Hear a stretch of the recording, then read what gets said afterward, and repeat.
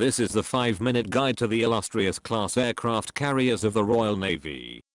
The Illustrious class were built as part of Britain's rearmament program in the 1930s. Previously a single carrier, the HMS Ark Royal had been constructed, but this was designed with a view towards operations in the Pacific and Indian Oceans. By the time the next carriers were due for construction, the situation had changed, and the primary enemy was thought to be European, which called for a number of changes in design.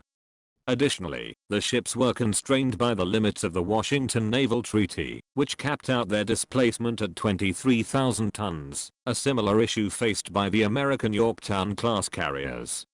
In order to understand the differences between the classes, and why the Illustrious class appeared to carry a relatively small 36-strong air group compared to the much larger American air groups or even the larger air group of the Ark Royal, we must look why the design changes were made.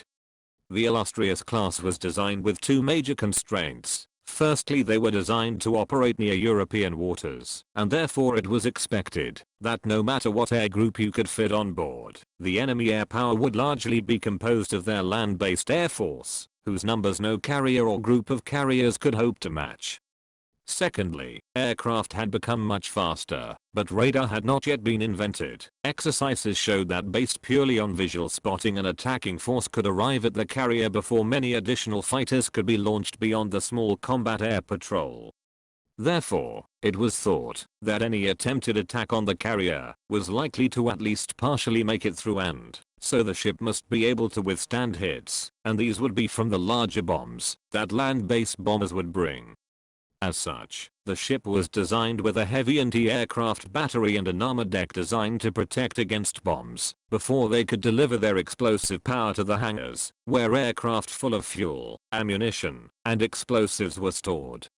The weight of an armored deck so high up in the ship meant the hangar itself would have to be smaller in area and shorter in height to stay within the weight limit. This resulted in a hangar only 82% the size of the Yorktown class. But there was also one additional factor: the seas around Europe were unpredictable and storm weather was incredibly severe, so unlike a ship designed for the relatively calm Pacific, no aircraft were supposed to be carried on deck, as was American practice. In later operations against Japan, this practice was brought in on Royal Navy carriers and nearly doubled their aircraft capacity. The class consisted of 4 ships: the Illustrious, the Formidable, the Victorious and the Modified Indomitable, which had an additional hangar half the size of the first installed under the main hangar. All of the ships had very active careers and would gradually receive greater amounts of anti-aircraft firepower during their careers. Illustrious spent the first half of the war in the Mediterranean, escorting convoys and attacking Italian positions and ships, as well as launching the famous raid on Taranto, which temporarily crippled much of the Italian fleet. In one running engagement she was hit 6 times by heavy bombs as well as numerous damaging near misses, but made it into port for repairs, a testament to the defensive power built into her. She then spent some time in the Indian Ocean, before coming back to support Allied landings in Italy, then was sent back to the Far East for extensive operations in the Indian and Pacific Oceans against the Japanese until the end of the war. The Formidable started out in the Atlantic, before replacing Illustrious in the Mediterranean, where her aircraft damaged the Italian fleet at Cape Matapan, leading to the destruction of the cruiser Polar and her sister ships. She then covered the evacuation of Greece, and attacked numerous shore targets before also being hit by a number of heavy bombs, and sent for repairs.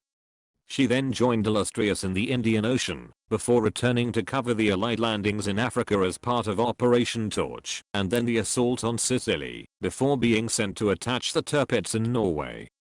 Finally she joined her sisters for extended operations against Japan until the end of the war.